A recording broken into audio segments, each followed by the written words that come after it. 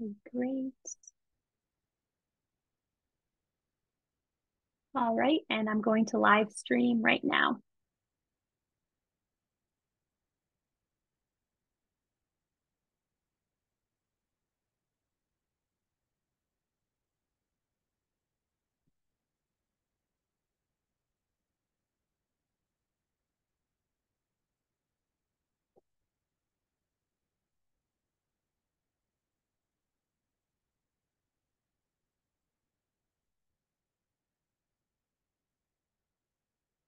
Hi, everyone. Welcome. We'll be starting the live seminar in just a couple more minutes. Welcome. We'll be starting right at 6 p.m. If you have any questions, you can start to put them in the chat, and we'll be starting in just a couple more minutes. Hi. Welcome.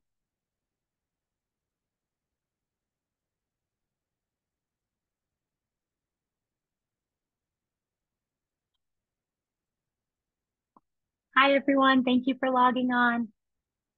We'll be starting in just a couple more minutes, but if you have any questions, you can go ahead and start utilizing that chat function at the side or bottom of your screen.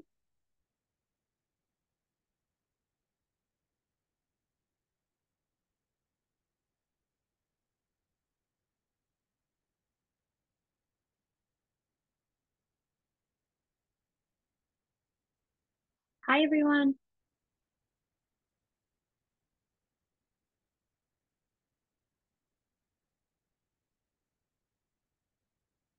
If you have any questions, you can start utilizing the chat. We'll be starting in just another moment.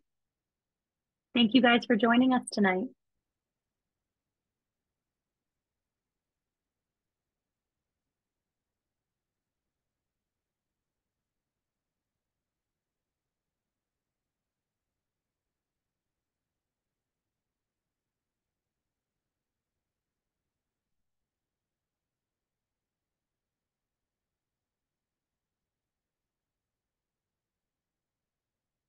Thank you for your question. We'll definitely get that answered during our Q&A section, so please continue to type in your chats.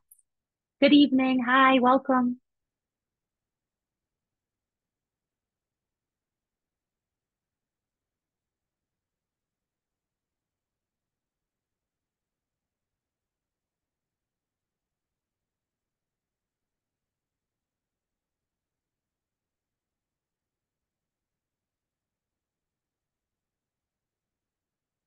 Hi, thank you for joining us tonight.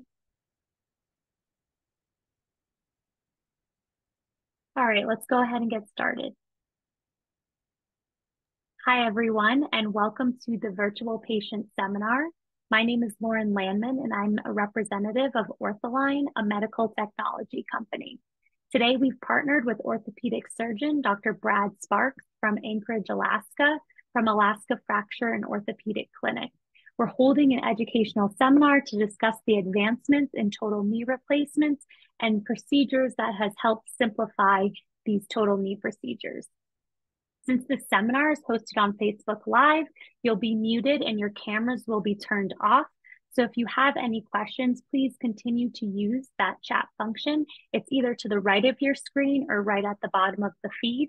I'll be notified when you place your question into the chat, and we'll have plenty of time to answer them during the Q&A portion.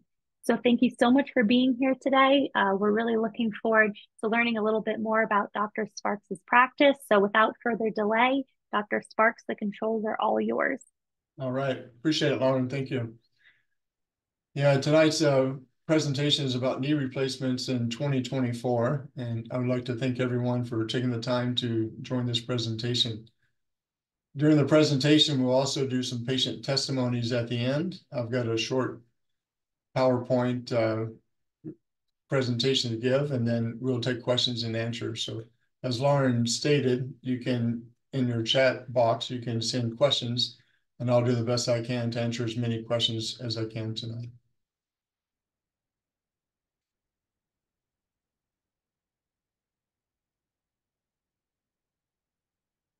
All right. So just tell you a little bit about myself, and then we'll talk about knee replacement. So I was born and raised in Kentucky, in a small town called Bowling Green, Kentucky. I attended Western Kentucky University. That's the home of the Hilltoppers. I went to medical school and did my orthopedic surgery training at the University of Louisville. And then I did my fellowship at the University of New Mexico. But just because I went to Western Kentucky University and University of Louisville, don't assume I'm a fan of those teams. I'm actually a University of Kentucky sports fan. So go Cats. Currently, I live in Eagle River, Alaska. I've got a beautiful family. I've got 3 kids under 6, and I've been in Alaska for approximately 15 years. When you have a big family, especially with 2 boys, those boys are hungry. So we have to shoot big animals. So this is a 53-inch moose I shot with my bow. I enjoy archery hunting. And my family, we pretty much just eat wild game. So enough about me. Let's talk about knee replacements. So most people who end up getting a knee replacement is because they have osteoarthritis, just wear and tear osteoarthritis. Unfortunately, it's part of aging. Osteoarthritis is a progressive disease. It can start fairly mild. In this picture on the left of your screen, you can see a small defect in the articular cartilage. Over time, you get more and more defects. Your lifestyles are restricted. You get increasing pain until your osteoarthritis becomes severe. Does this sound like you? You're no longer able to participate in activities you enjoy because of joint pain. You seek out a parking spot as close to an entrance as possible because of pain or discomfort. You find yourself riding the elevator instead of taking the stairs. If that sounds like you, you're not alone. Osteoarthritis is in 19 million people in the United States as far as osteoarthritis of the knee, and that's 1 out of every 5 Americans over 40 years of age. So what symptoms do you get when you have osteoarthritis?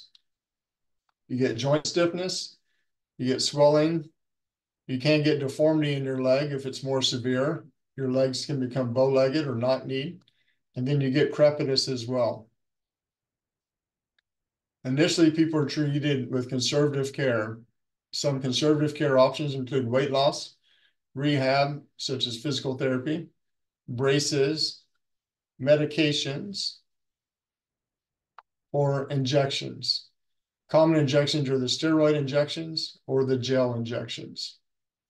Once you fail conservative care, there's not a lot of options left except for surgery. Most commonly, this is a total knee arthroplasty or replacement. So your knee joint has 3 compartments: the medial compartment on the inside, the lateral compartment on the outside, and the patellofemoral compartment underneath your kneecap on the front of your knee. If 2 of those 3 compartments have some osteoarthritis in them, then we proceed with a full knee replacement. You can see on the picture on the right, the femoral component replaces the articular cartilage on the femur, and then there's a tibial component at the bottom, which replaces the osteoarthritis on the tibia. So tonight I'd like to talk about total knee arthroplasty in 2024. I think every total knee should have precise cuts, and I accomplish that by using computer navigation. Every total knee should also have a minimally traumatic approach, and I accomplish that by using the Jiffy knee. Also use a very modern implant. The implant I use is press fit, and also use a modern polyethylene liner called medial congruent. As far as the surgical technique, recently I stopped using a tourniquet as well, and a tourniquet can lead to more thigh pain and more thigh atrophy. And in today's world, we're trying to get away from hospital stays and allowing people to do more outpatient surgery, and all of these help to accomplish that. First of all, we'll talk about computer navigation. This is through OrthoLine, and this device is called Lantern. It's about the size of your cell phone. This is a picture from surgery last week. This is myself on the left side, PA Greg Zapperzan on the right side of the patient. And this is how the operating room looks. The anesthesiologist is usually behind the curtain, but sometimes they try to photobomb your picture. So this is what the ortho-align lantern device looks like. We can set the resection for flexion and extension, and also varus and valgus. This ensures that we will make precise cuts during your knee replacement. And with the lantern, we get real-time feedback on where we're putting the knee implant, which ensures an accurate and precise result. So why does it matter? Well, if you have good overall alignment, this improves your recovery time, reduces your pain, reduces the need for surgical revision, and reduces the stress on the joint and the implants. So here's a picture from last week of the ortho-align lantern device used to make our distal femoral cut. We have a screwdriver which we can adjust our cuts to ensure the proper varus valgus inflection and extension alignment. Now we'll move on to talking about the approach to the knee. This is the Jiffy knee. This is a very hot topic. The traditional knee approach on the left side, people have a very large incision on the front of your knee. And most surgeons will cut your quadriceps tendon, and they cut along your kneecap and along your patellar tendon. On the right side, you see the Jiffy approach to the knee. And with this approach, the incisions on the inside part of your knee, we do not cut through any muscles or tendons. We cut through your skin and your joint capsule and expose the joint. I'd encourage everybody to look at the Jiffy Knee website. Dr. Patel, the founder of Jiffy Knee, lives in Virginia, and this is his video that discusses the Jiffy Knee and the approach to the knee. I will not play this here tonight because it takes approximately 5 minutes, and I'd like to spend more time answering people's questions. So in my opinion, the Jiffy Knee has been the biggest advance in orthopedics in my career. The reason why is because people have a lot less pain, which leads to less narcotic use. And on average, people use narcotics for approximately 3 to 5 days after surgery. It also leads to faster recovery. Most people are off of ambulatory aids, such as a walker or crutches, within 1 week. Patients also have better patellar tracking. They regain their range of motion faster. Most people have range of motion close to 90 degrees the day of surgery. There's no additional charge for the Jiffy Knee. And overall, this is a time-neutral surgery with computer navigation and the Jiffy Knee. Usually we have the implants in approximately 30 minutes. So with the Jiffy Knee, with the computer navigation, patients have a much more pleasant experience overall. Here's an X-ray showing one of my recent knee surgeries. On the left, this is the front view of a knee. So you can see at the top, the femoral implant that goes in and the tibial implant at the bottom. On the X-ray to the right, you can see the cap that goes on the end of the femur. So that's made out of metal. Traditionally, that's cobalt chrome. But for patients who have a nickel allergy or nickel sensitivity, we also can do a titanium femoral component. The component at the bottom on the tibia, that's made out of titanium. And then underneath the kneecap, we also replace that. In between the femur and tibia, there's also a plastic liner, a polyethylene liner. So what you have is metal articulating on plastic. So I mentioned earlier the surgical technique. Recently, I quit using the tourniquet. This was a big advance, I think, for patients. Patients have a lot less thigh pain now. The bleeding is really not that severe without the tourniquet, and patients have a lot better quadriceps function right after surgery. And as I mentioned, as the world and society is moving more to outpatient surgery, this is very helpful to accomplish that. So now, in summary, I think the best approach is the Jiffy Knee. Precise cut can be accomplished through computer navigation, and the ortho-align and lantern is excellent to accomplish that. The implants I use are current, modern, the most advanced implants on the market. I've been extremely pleased with them. We do not use the tourniquet as I previously mentioned. So I'd like to show you 4 patient testimonials. The first patient is Patrick. He lives in Anchorage, Alaska. He runs a plumbing and heating company here. He was off his pain medication just after a couple pills. The patient was climbing stairs the same day of surgery. That would never be accomplished with the traditional knee replacement. The patient played 18 holes of golf in Hawaii without pain, approximately 7 weeks after surgery. Currently, he walks 4 to 5 miles a day and rides a bike. So I'll play the video for you. This is the same day of surgery in the afternoon after he had surgery that morning. Okay. Physical therapy, yes, I did one little bout of physical therapy down to the stairs and back, and I asked him, I said, "Do you want me to do the stairs?" And he said, "Yeah, go ahead and do the stairs." So I walked up, walked down, walked back up, walked back down again. Said, "How'd that feel?" I said, "I don't feel anything. It feels great." That was it. Awesome. Yeah. Great to hear. Yeah. Glad you're doing well. Yeah. So it's pretty amazing that he was able to do that the same day. The next patient, her name is Marty, and all these patients have given me permission to use their video. Marty is a retired nurse from Providence Hospital. She had a traditional knee on her left side, and I did a Jiffy knee on her right. This video is 5 days out from her surgery. She had sent me a text, said, "You and Greg are awesome. You're miracle workers. Thank you so much for my wonderful knee. I am so happy." She's back doing aquatic therapy and enjoying the things that she enjoys in life. And it was a pleasure to get a Christmas card from her this year.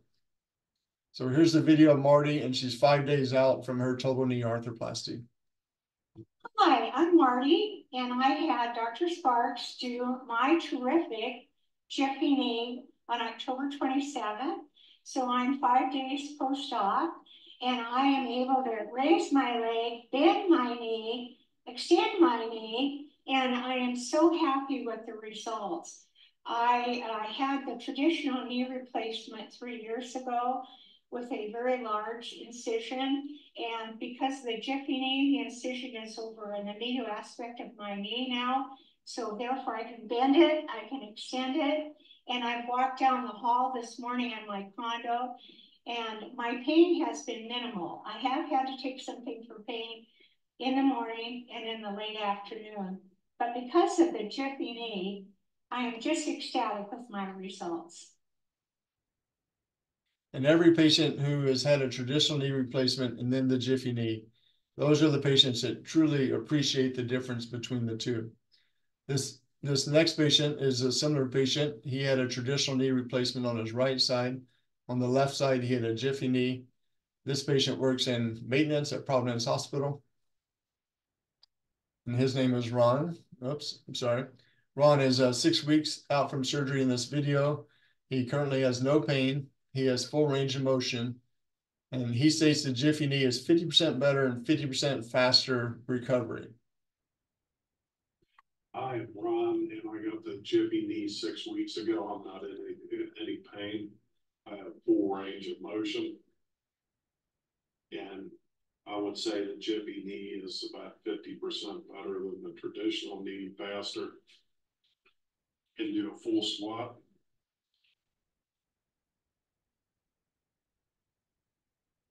And this is the last patient testimonial.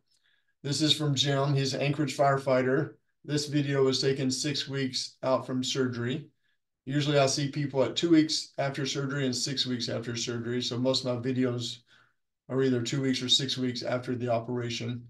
Jim took pain meds for 5 days. He has great range of motion now. He has no pain. He's able to walk up and down stairs, and he's able to do squats. Yeah, hi, my name is Jim Tobin. I worked as a firefighter at Anchorage Fire Department for 25 years. I just recently, 6 weeks ago, got the Jiffy knee, and only had to use painkillers for 5 days, and after that, ibuprofen was sufficient, and I've been doing stairs. I've got very good range of motion. I'm Dr. Sparks did an amazing job. I'm very happy with the Jiffy knee. Were you able to do a squat? Yeah.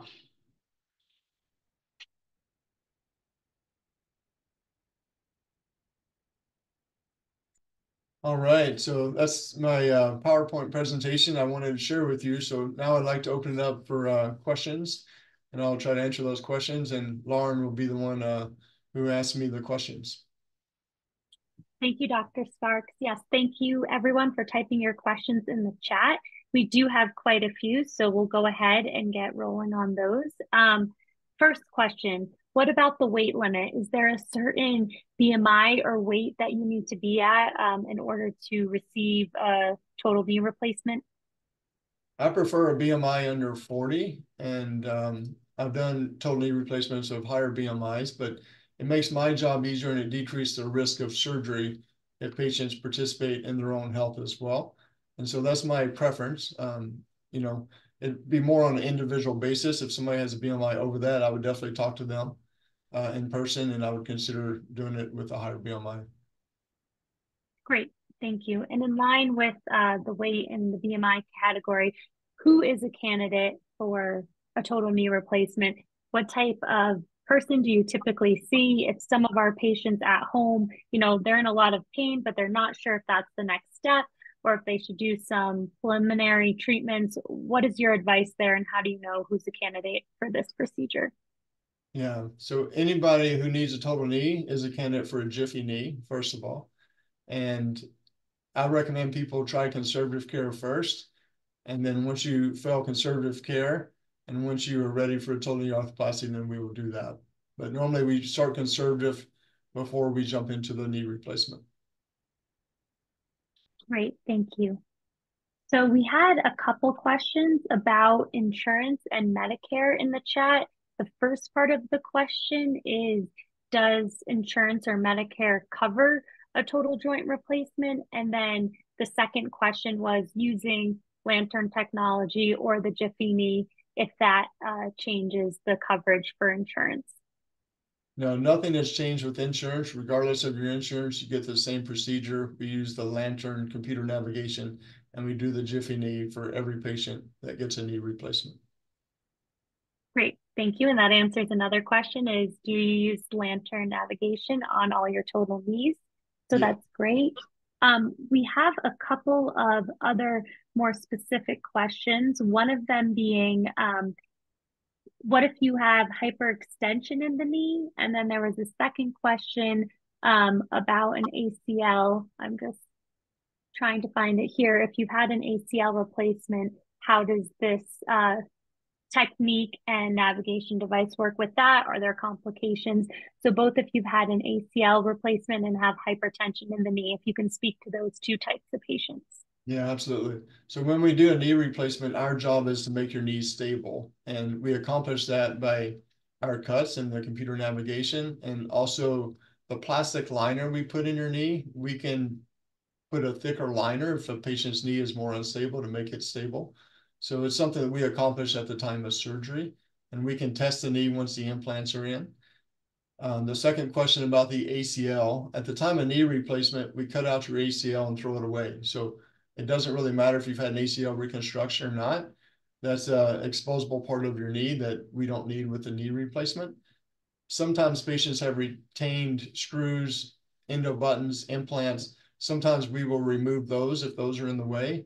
If they're not in the way, sometimes we will leave them when we do the knee replacement as well.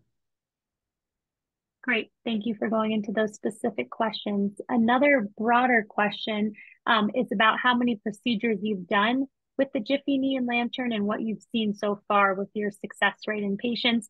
I know you showed 4 wonderful patient testimonials, but anything you can dive in deeper there. Yeah, so I've been doing the Jiffy knee since September. This really just became a much more improved way to do total knee arthroplasties within the last year. I was the 5th person in the country that started doing Jiffy knees. And since September, I've done close to 100 of the Jiffy knees. And as far as, yeah, as far as the outcomes, kind of what I shared before, way less pain, way better function. We're seeing stuff that we've never seen before with total knee replacements. Thank you. It's been amazing to hear from the patients and learn from you on the Jiffy knee procedure and using technology. Your practice is definitely on the forefront with the latest technology. So it's amazing to see where we're headed. Another question is about the metal rubbing against plastic and the wear down. I think where this patient is headed is just about the longevity of the implant itself. If you could speak to that. Yeah, so the current polyethylene liner, or the plastic, it's way better today than it was 15 years ago. So that was always the weak link. The plastic, you really don't get a lot of plastic debris or wear on that. For most of these patients, I think these implants are going to last forever. The reasons for revision surgery would be fractures, infections, those sorts of things.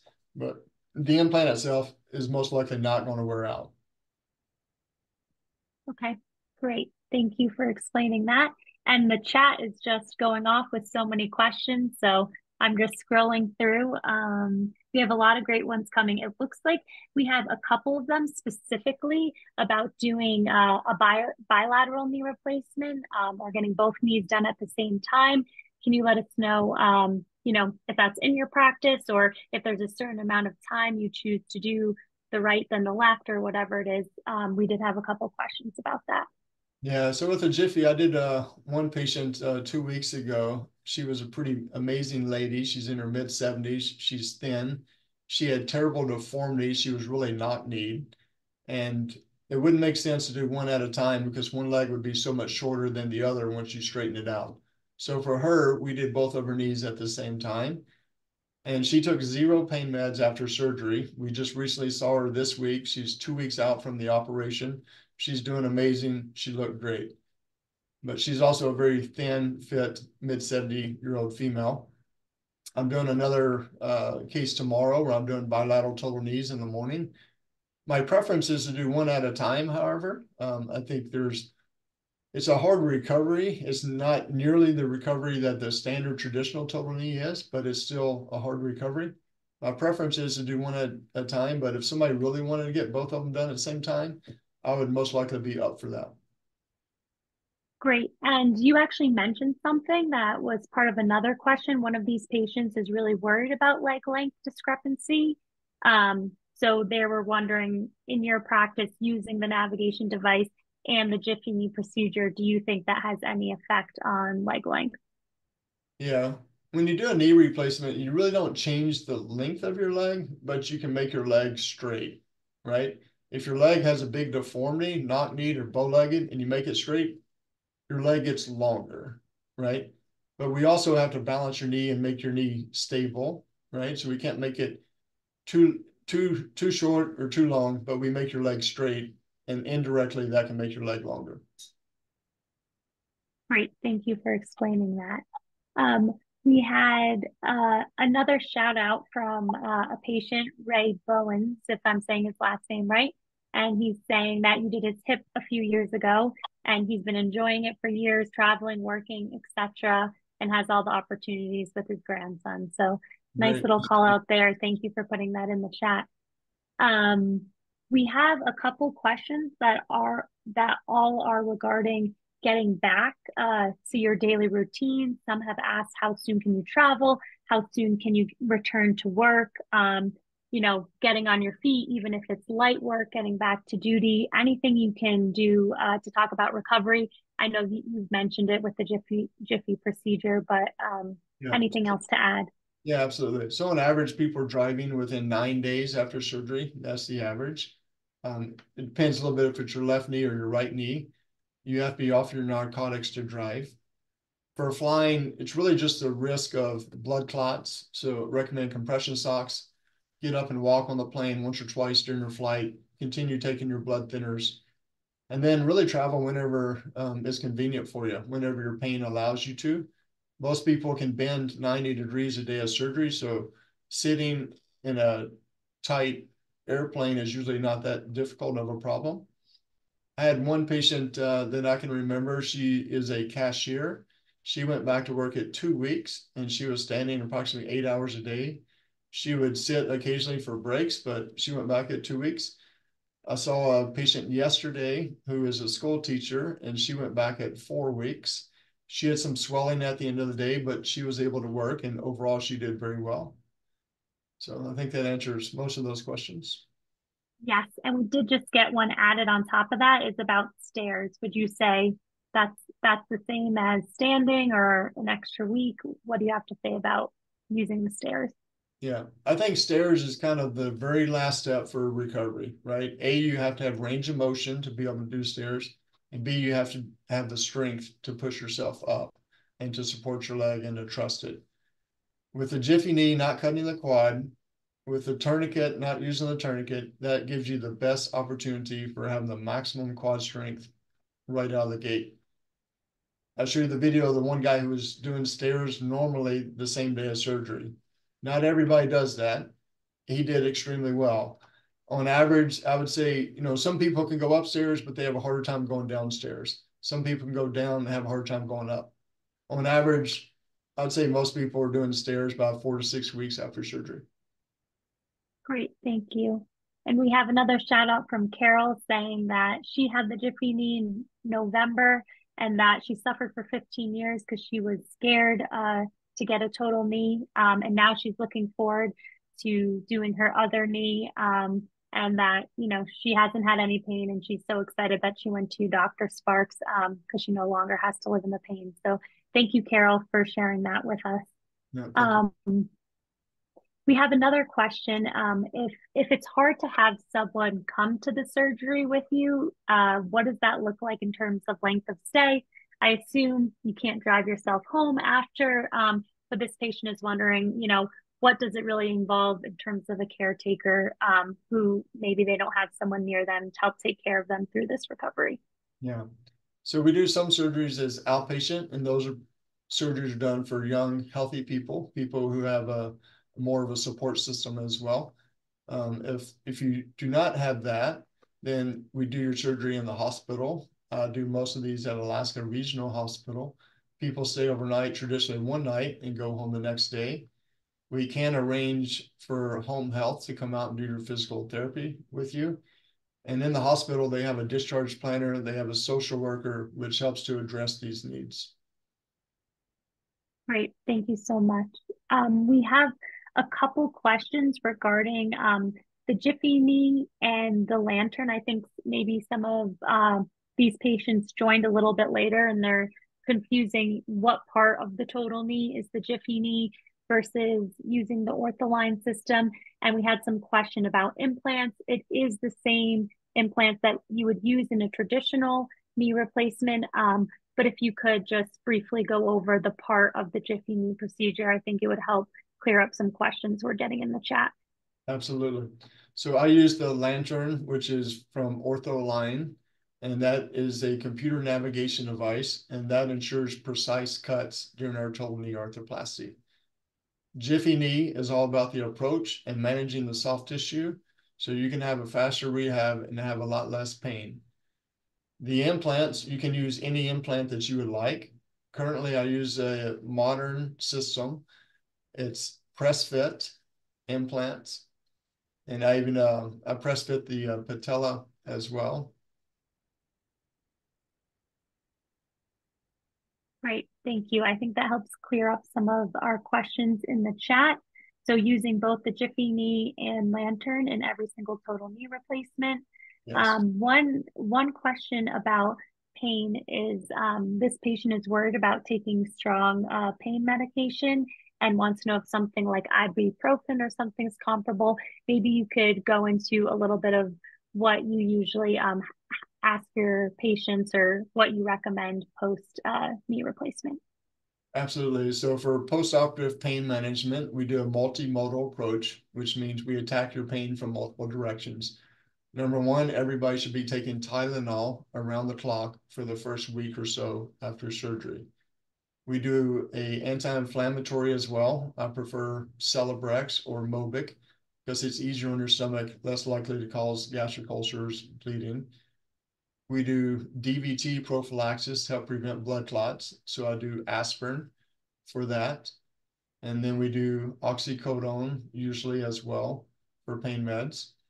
And also before surgery, most people get a nerve block, an adductor canal block, and also inject some local anesthesia into the back of the knee. So that's usually how we treat the pain. I think I know of at least 5 patients who took 0 pain pills, 0 narcotics after surgery. Of those, approximately 100 that's had surgery. But most people are off the narcotics definitely within the first week. Thank you. I think that gives a lot of patients some comfort in signing up for a total knee, or at least coming to see you to see if they're a candidate just based on the recovery and also the minimal pain medications that could be needed based on their circumstances. We got a few questions regarding that. We have a question from a patient wondering if they can come get a knee replacement if they're out of state. They're really interested in the Jiffy knee procedure, and if there's any advice you can give there if they are able to come see you. Yeah, absolutely. I'm happy to see anybody. People who are traveling from out of state. Sometimes Alaska, we have a lot of rural cities and communities, so a lot of people fly in to Anchorage. We do the best we can to help them with their travel. Patients sometimes will do their preoperative visit the same day as surgery, so they don't have to come in a day early. Usually when you have surgery and you go home, you may stay in a hotel for 1 or 2 days prior to going back. We can always do the best we can to get you in physical therapy before you go home too. And the people that live remotely, we can do telehealth visits. So those are very beneficial. When you go back at 2 weeks, if you have a health aide or you have a physician in your community, they can check your incisions, check your wounds. But we're always available to do telehealth visits. We can do Zoom phone calls where we can check your range of motion, check your incisions. Great. Thank you so much. We have 2 kind of different questions that just came up in the chat. One is regarding regular x-rays. Are there any x-rays that are needed or MRI prior to navigation? And then the second question is about blood thinners and blood clots. If this is something you have a history with, is there anything you recommend, or would there be a reason that they're not a candidate for a total knee? Yeah, so the first question was about x-rays. So traditionally we get 4 x-rays prior to surgery. And the main thing is we get x-rays that are when people are standing, because that's how your knee looks when you're standing. When you lay down, you're gonna have more joint space, and sometimes it's harder to appreciate the osteoarthritis. So as long as you have quality x-rays, you do not need an MRI. If you're bone on bone, we know you need a knee replacement. There's nothing that an MRI is going to show that's going to change anything.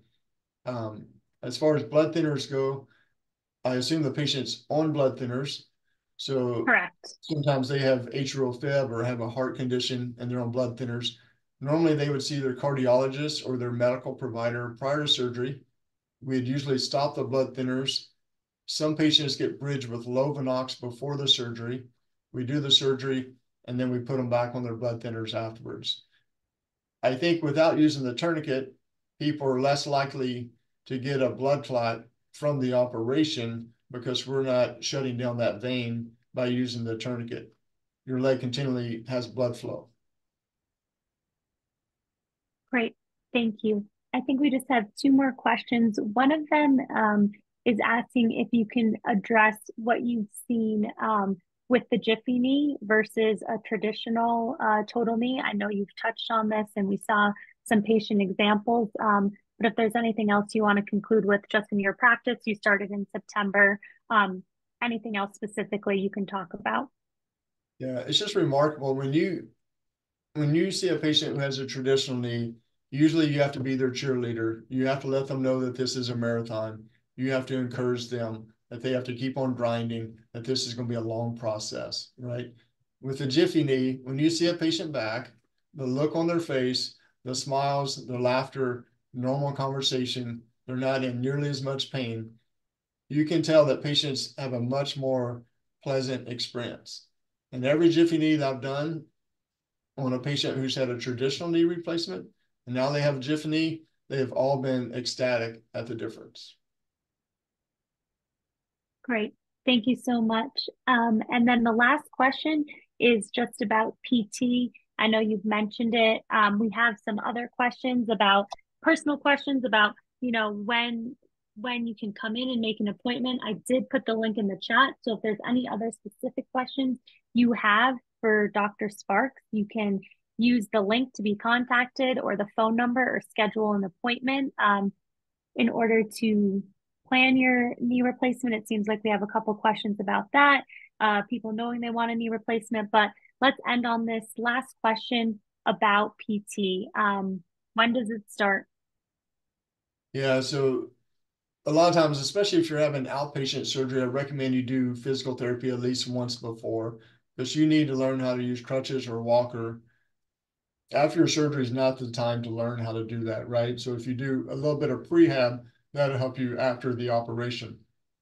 For people going to the hospital, they will get physical therapy in the hospital, so it's not as important. Once you go home, you'll have a list of exercises and things to do at home to work on your range of motion.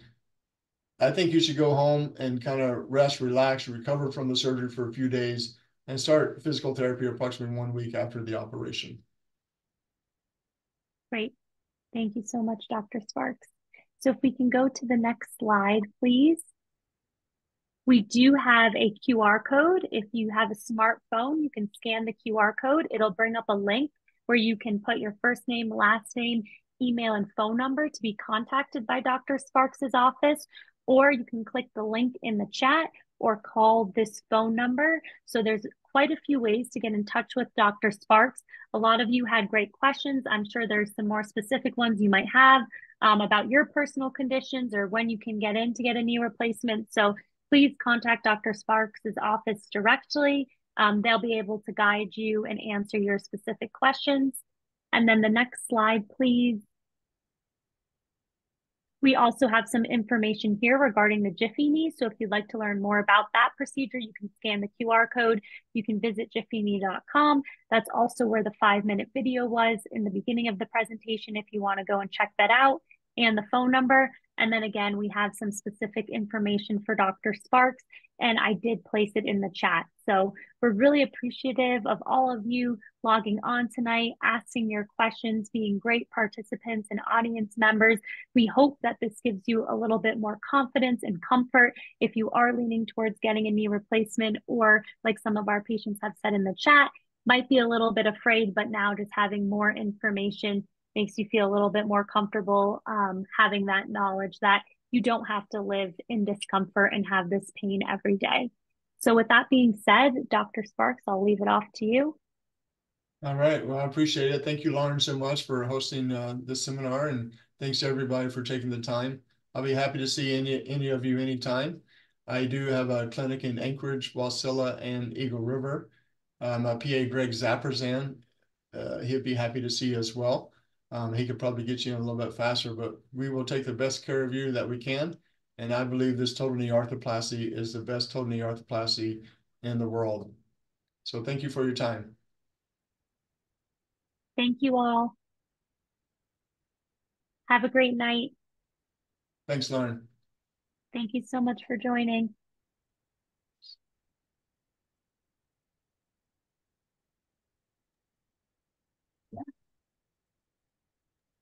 Lauren, thank you. Appreciate it. Dr. Sparks, great job. Awesome. Appreciate it.